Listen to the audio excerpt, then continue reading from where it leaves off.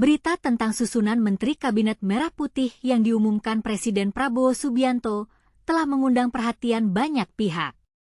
Ada sejumlah kementerian yang akan dipecah di era pemerintahan Prabowo.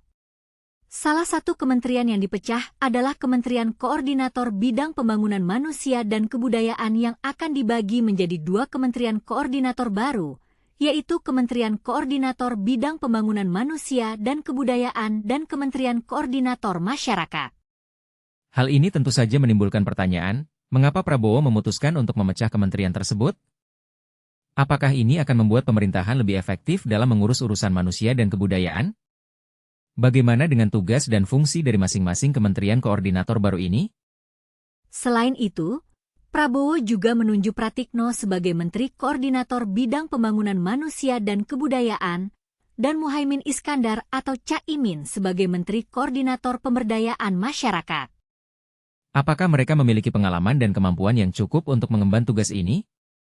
Pemerintahan era Prabowo juga memecah Kementerian Hukum dan Hak Asasi Manusia menjadi 3 kementerian baru, yaitu Kementerian Hukum, Kementerian Hak Asasi Manusia, serta Kementerian Imigrasi dan Permasyarakatan. Apakah ini akan membuat pemerintahan lebih efektif dalam mengurus urusan hukum dan hak asasi manusia? Selain itu, Prabowo juga menambah 1 kementerian baru, yaitu Kementerian Penempatan Migran. Kementerian ini sebelumnya menjadi ranah Badan Perlindungan Pekerja Migran Indonesia, BP2MI. Apakah ini akan membantu meningkatkan perlindungan dan kesejahteraan pekerja migran Indonesia? Total ada 48 menteri yang diumumkan Prabowo. Dari puluhan menteri itu, ada 9 kementerian yang dipecah menjadi 21 kementerian baru di era Prabowo. Apakah ini akan membuat pemerintahan lebih efektif dan efisien dalam mengurus urusan negara? Ada banyak pertanyaan yang muncul dari pengumuman ini. Bagaimana dengan tugas dan fungsi dari masing-masing kementerian? Bagaimana dengan kebijakan yang akan diambil oleh masing-masing kementerian?